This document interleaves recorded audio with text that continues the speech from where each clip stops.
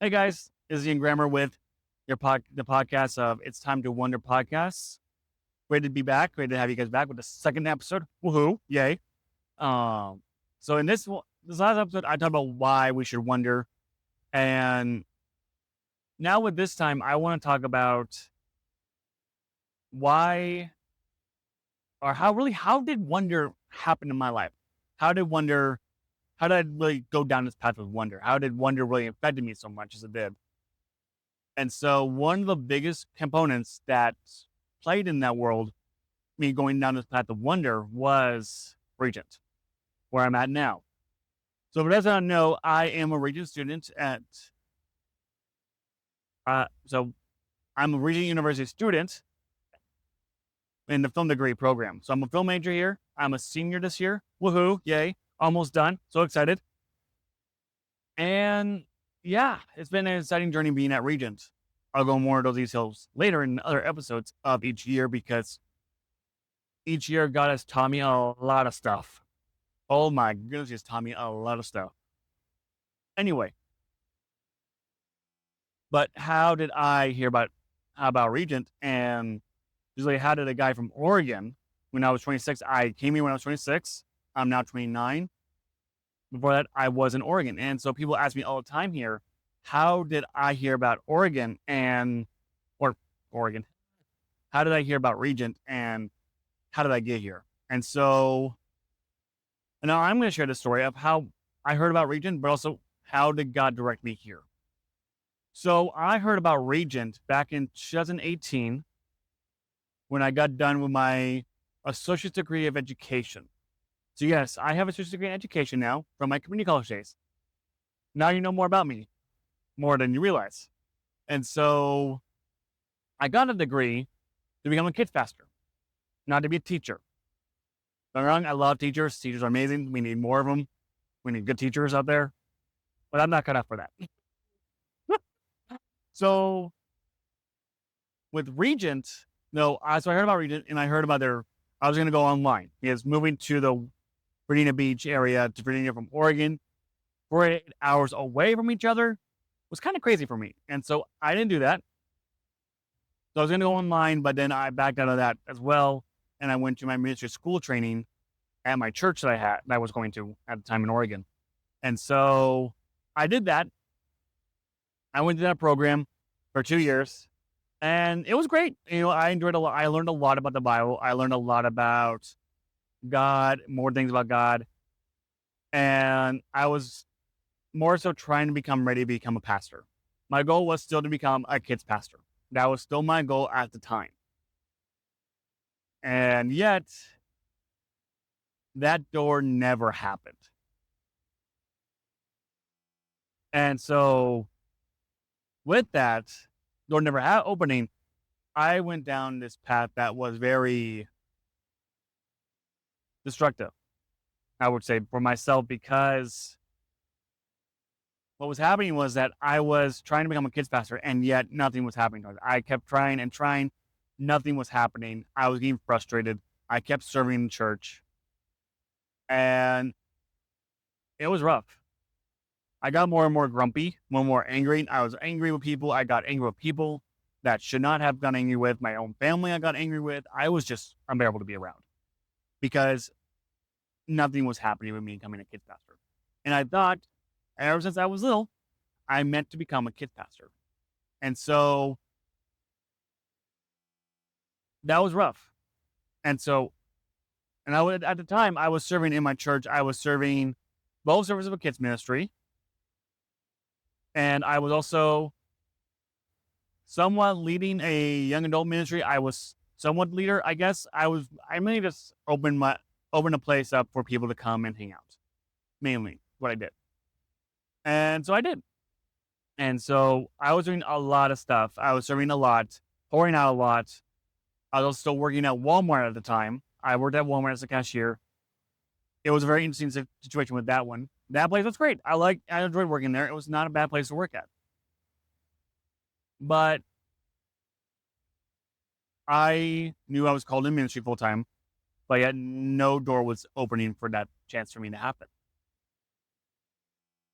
So I was getting frustrated and angry, and I was getting burnt out. I was getting very burnt out. And then this thought came in my mind to step down from ministry. And at first I thought this thought like, nah, that's not possible. There's no way God would ever want me to step down from ministry. I was young, naive. I was ambitious. I was trying to prove myself to people. Yeah. So I was like, God, I don't want to step down. And so during that time period, I had a mentor in my life. Her name was Pastor Pat, and she helped me through my internship with the church, with becoming going through my ministry and training program, because I was required to do an internship. She did that with me. She was my mentor for that. She was great. Enjoyed working with her. And I told her what was going on, and she's like, "No, I think you need to step down from ministry." And I'm like, "Eh?" I was looking at her like, "You're kind of crazy, lady. Like, are you crazy?" And she said, "No, I think you should. I think that's something from the Lord." And so I sought out some more people to talk to this about. I talked to my friend Jorge, and he told me the same thing, and also my sister-in-law, who also told me the same thing.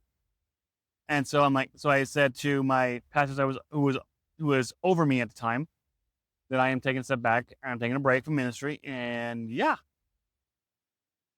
So I did. And so I still went to church and all that stuff. And like during that time, I was still with a lot of anger still towards people, but really that anger was not in the right headspace. I was not in the right headspace for it either, because I was thinking I was burnt out. And I was also trying to prove myself to people that I can be a kids pastor, that I can be something more than what I thought I could be, because I always struggled with insecurities. I've struggled with my identity for the longest time, and it was still affecting there too. And so during this break, it was definitely the most important thing I could have done in my life, because this break, I was able to be with God more. After work, I would go and read my Bible more. I would go and just be with God. I would pray to God and allow him to speak to me more and more. And then I started surrendering more and more of who I was to God, surrendering my dreams, my passions. Like I surrendering my dream of becoming a pastor, becoming a kids pastor. I surrender ministry to him, because like I was literally treating ministry at that time as an idol. I know that's weird to hear, but yet it happens. And actually, I've talked to other pastors, and they're like, "No, it happens. You're not the first one that's ever this happened to." And so I literally did surrender ministry, the goal of ministry, and my heart towards ministry to God. And he started working on me. I started working with my anger, my insecurities, my ambition, trying to prove myself to people. But he also opened the door up to me to find my love for storytelling again. And he started speaking wonder into my life. And so that's when wonder started being more and more prevalent. Because while I was becoming a kids pastor, I was writing as a hobby. I would write screenplays as a hobby, creating these stories as a hobby. Never thought I would ever go down a career with it, because that's crazy. And I never thought I would do it. But yet the word wonder kept coming to my mind. And so I started thinking outside the box, started thinking outside of my limitations. I started thinking outside of the possibilities of what God's calling me to with ministry that I know of. And so then wonder started appearing more and more, and yet coming to Regent sparked that more. And so about 2 years after this whole thing happened, God said, "You're ready." I'm like, "Ready for what?" And they're like, "Guys, during this time, I was worshiping God more. I was attending church more. I was getting fed more. I was even serving here and there, a little bit here and there, but not as much as I did. And only if people needed me to." So I was like the replacement. If someone needed to be replaced for a vacation, I was the man. So I did. And also I was reading my Bible a whole lot more than I did. because I have a hard problem with reading my Bible consistently back then and being God's word is so important to be in God's word. Oh my gosh, it is so important to be in God's word.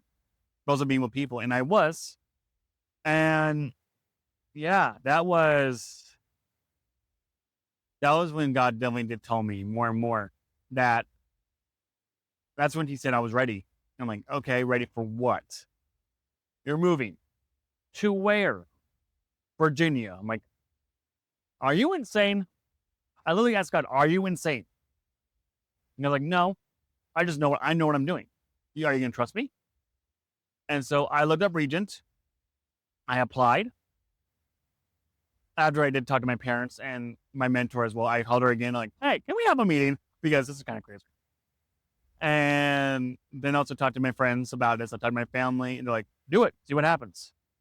And so I applied, not knowing what's going to happen, not sure how it was going to happen. But yet I said, okay, God, I trust you in this. If this is what you want, then the door will be opened to whatever you want. I want the door, whatever door, Lord, and this is the door that you have, let it be so. And so I did that. I applied, and then I got the most craziest text from Regent I ever got in my entire life that still like petrified me, actually, which was hilarious. I did, but I did. The text was like, please call us to see if you got accepted to Regent. Like, so I literally went on a walk. I literally went on a walk on this bike path by my house. And I literally was like, okay, God, this is just, let's see what you got. And so I called him and I got accepted.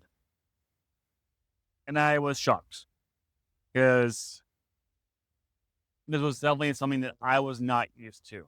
There was something weird. I was like, this is curious. This is crazy. This can't be happening. So my friend Jorge and I, we planned a visit to Regent because see what I'm getting myself into, and I fell in love with the place. I fell in love with Regent. I fell in love with Virginia Beach. And so yeah, I planned my trip to Regent and planned my school time going to school and applied to my classes, all that stuff. Yeah, so it was just crazy. It was a crazy experience of going to Regent because Regent was something I thought about back in 2018. God brought it back, and yet I chose to be obedient still. And I came here as a theater major thinking, oh, and I changed my major to film because I like film more. And where I'm now pursuing a degree in film, I fell in love with producing. I'll talk more about that stuff in other podcasts with my projects I've done in the past. Also, with current projects are coming up besides this podcast and YouTube and Instagram and Facebook, all that stuff. There is something with God that you don't realize with God when you're trusting Him. Like literally, I remember hearing God like, "Do you trust me enough to apply?" I'm like, "Okay, let's see what you got." And so but the thing is though, if people do not know about this, I actually was applying at other churches. I remember putting my resume on a church website to see about becoming a kids pastor at this church. I didn't get the job. I think I applied at 2 different churches. Neither one of them happened. I also applied to Elevations to be a kids pastor or a kids director, whatever they call them, and even a life church. And they both said no. I never got a reply. They both said no. I got passed. So I was like, okay, God, where am I going? And during this time, I was still reading my Bible, still talking to God, and writing. I was writing a lot. I still am writing a lot. Oh my goodness. I'm still writing a lot. My poor computer. There's so many dents from typing so many things. So, not dents, just all the time to type on it. And there's a lot. It's a homework as well. But this is the thing that people don't quite understand with God is that are we willing to trust God no matter what's going to happen? Where it's all blessings or it's going to be craziness as well. Because guys, here's the thing. Following God is not easy. I think about one of the story in the Bible, and this is the story that has only impacted my life, and that's the story of Abraham. We're in the story of in the book of Genesis. With Abraham was not Abraham was a crazy story, first off, because The man literally left everything behind because God told him to, number one. And then he told me he was going to have descendants of many nations, or descendants of many people. That's the stars and the sand. And I'm like, the man did not have any kids until Ishmael, and then finally Sarah had a wife, or had a son. His wife Sarah, and so that's very confusing story at times if you don't know the story. So anyway, but with Abraham, he trusted God even though he did not know where he was going. He trusted God in this move. He trusted God with him becoming something, that God was becoming something more than he ever thought he would ever be. And I look at that with other characters in the Bible as well, with they trusted God no matter what. Was there doubt? Of course there was doubt. Abraham was not perfect. He screwed up with Hagar, an Egyptian slave, married her, and had a son. Yes, Sarah was involved with this problem as well. But yet God still blessed him. God still was there with him no matter what. And he did become a father of many nations and built for the people of Israel.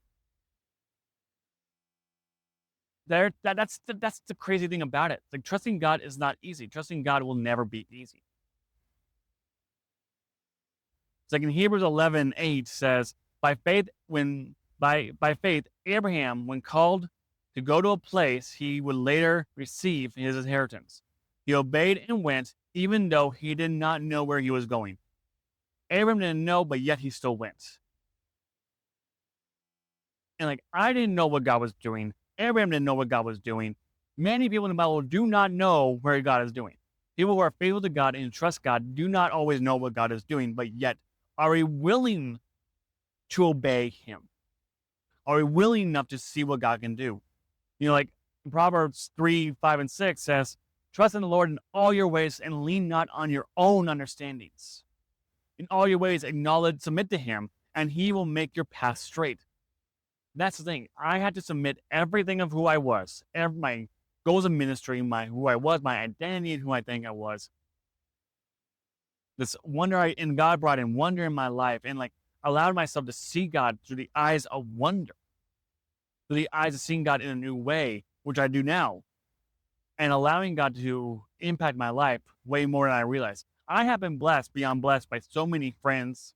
My family and I have been blessed. You know, like my mom and dad, I have been blessed going home and seeing them, not living with them anymore, but still, like they've seen a change in me from coming to Regent. I've gotten more confident in who I am. I'm becoming more of who I am. I'm no longer letting my past dictate my life anymore. There's so many things that I'll explain more later, all these trials I've dealt with in my own heart and what God has taught me over the years. But there's so much that God has done in my life just by coming to Regent. And I wouldn't have done this if I did not trust God and apply to Regent.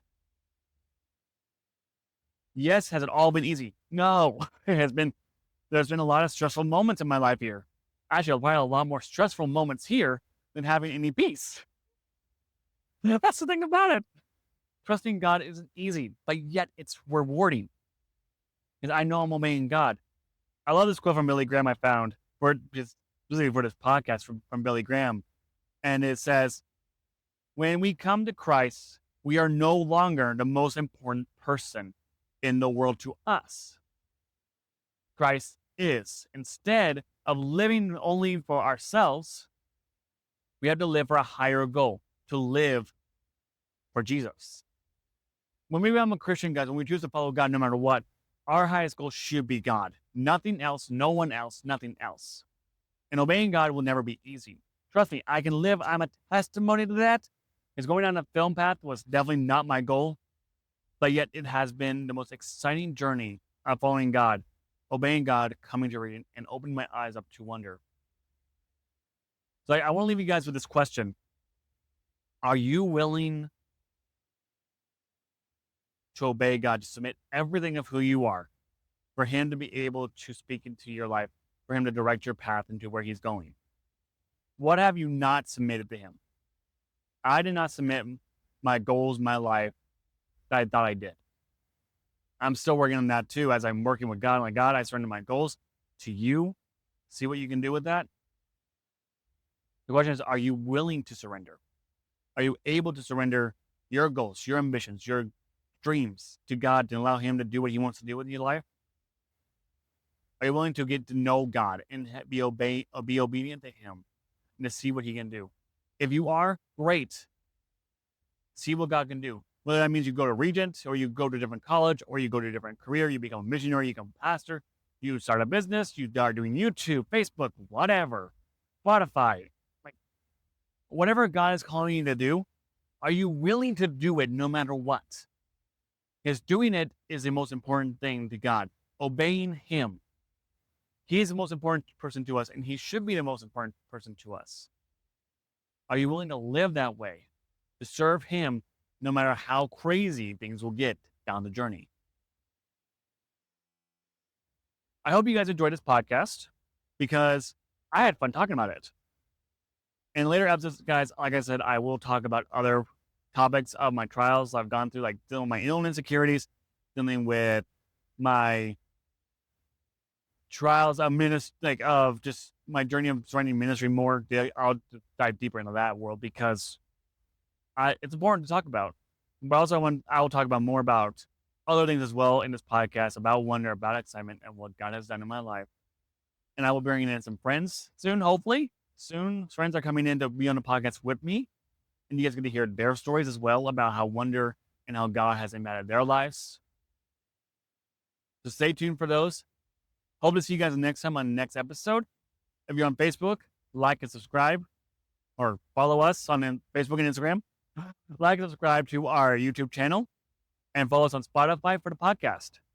Hope you guys have a good night, good day, or wherever you're listening to this. And we'll see you next time. And always, stay curious.